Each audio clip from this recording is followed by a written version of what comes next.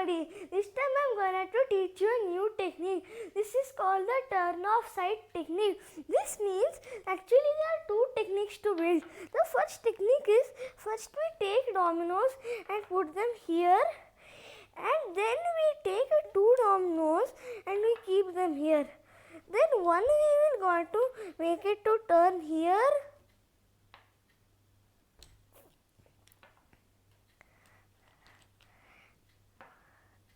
and you can build whatever you want there. First we build two and then we do like this. This is called side off technique.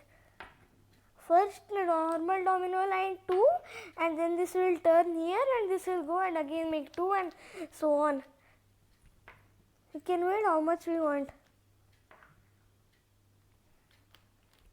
But actually there are two ways, but the first way is to build like this.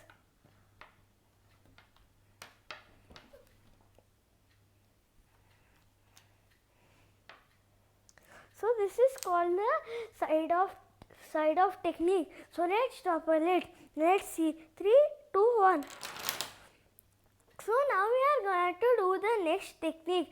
This is called